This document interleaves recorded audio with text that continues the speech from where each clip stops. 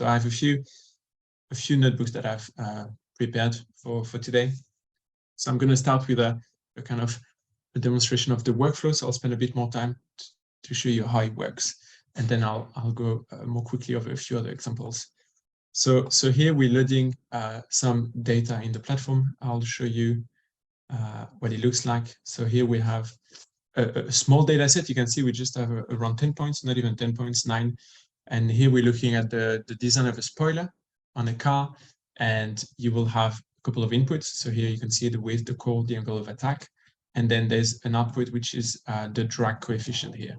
And so you're in a situation where you don't have a lot of tests, and you want to be clever about where else you can test, what other designs you can test to get a good overall understanding of the behavior of a spoiler. So to do that, what you will have to do is train a first model on that data, and then use the next test recommender. So I'm going to just edit it so you can see what happens behind the scene in the next test recommender. So you bring your initial model that will probably not be really good because you don't have a lot of data. And then you will select the inputs for which you want a recommendation. So here I'm selecting all the inputs. So I'm essentially saying, give me the recommendation for what the value of the width, the air coil flow, the NACA profile, or the angle of attack, what these values should be, what should I test, so that I improve my accuracy of the drag in this situation. So I want to be better at understanding the drag, predicting the drag. Then there's a few ways I can do that. I could either ask the platform to just look at the existing range of all of these parameters and find in this design space the next best points to use, or I can bring my own custom list of candidate tests. So the difference is that if I use the default, it's just going to look at all the possible values that each of these parameters could take in the range that they have. But instead, I could say, actually, I know that I cannot do this test because they're not realistic, or I know these tests are way too expensive. I don't want to run those ones. And you can just provide a list of maybe, it could be even like 100, 200, 500 tests that you know would be feasible. And then you ask the next test recommender to give you the next 5 tests, for example. So you say, give me the next 5 tests that I should go and run. And you can choose recommenders. So that's what Gareth just presented before. We have different recommenders that would work better depending on the type of data and the type of use case. So you choose the right recommender. You ask for the next 5, for example, and you get in response this table, which will give you let's say the suggestions for the values that you should test for the next 5 tests. So that's the input values that are suggested. You have a sort of impact factor. So you can see they're sorted. So the 1 means that's the one that's going to give you the maximum understanding or increase in knowledge. And then they're sorted.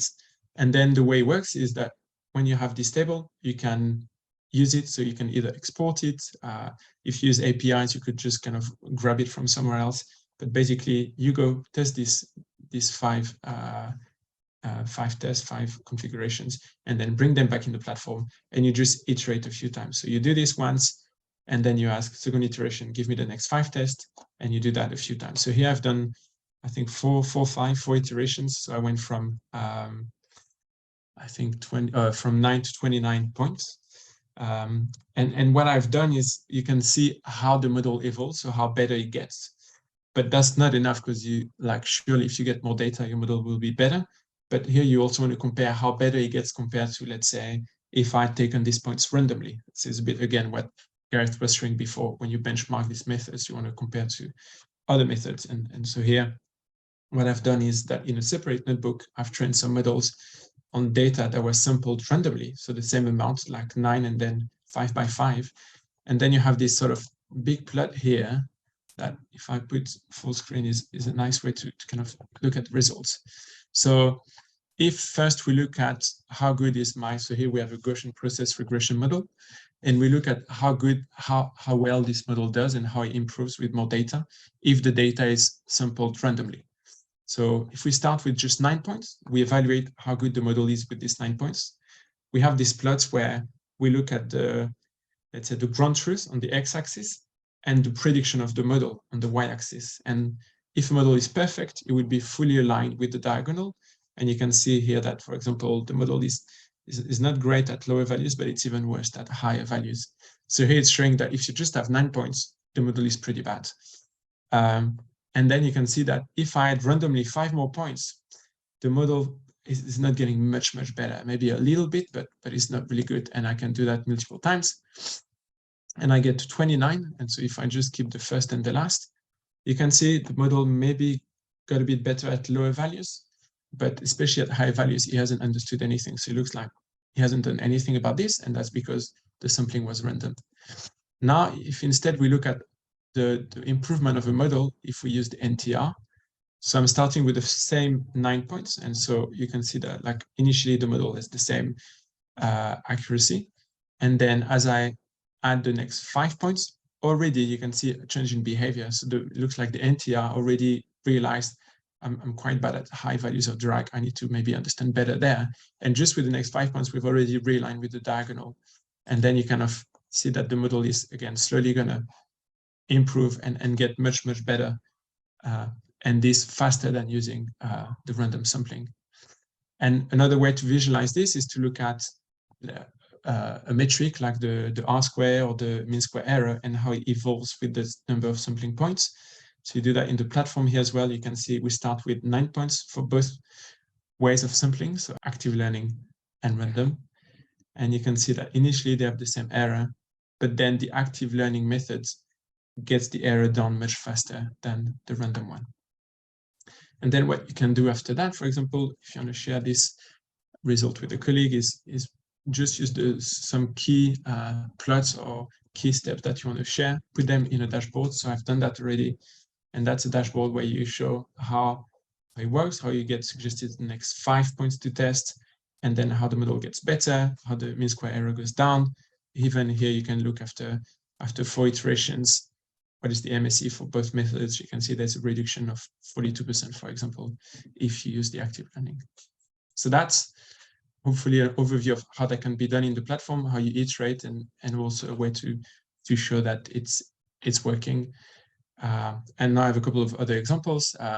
Actually, before going to the next example, if we look at battery or fuel cells, because Joseph mentioned that a few times, if you have enough data, maybe it's something that you don't need as much, because we also talked about how much data is needed. So here, just have like an example of, here we're looking at battery data where you have a lot of data available. And so this is kind of a data set where we're looking at better understanding the design process of a battery. So we have a lot of different parameters that are going to kind of define the behavior of the battery. And then the output would be things like terminal voltage, terminal power, battery voltage, this kind of big overall outputs. And here, with a lot of data, you can train that in the platform quite easily and quite well. You can get a model that's quite good, and you can use that to make predictions like battery cycles. So here, for example, you can see we have cycles that last for, I don't know, like half a day, and the model is really good at predicting this with the good uncertainty. So it's just to give you an example of when you have a lot of data, maybe you can go directly to creating some good models, but there might be situations where you don't have all that data available, and so you need to use the next test recommender. And so here, the last example I will show is on fuel cell dataset, fuel cell cooling test, basically, where you want to understand what would be the cell voltage based on the current density, but also the fan voltage. And so the idea here is that to do all these tests, you will start with a set of 10 tests, and then you will iterate to find the next 5 most beneficial tests to add, and you will do that a few times. So very similar to what I showed before with the spoiler, but just to show you another application.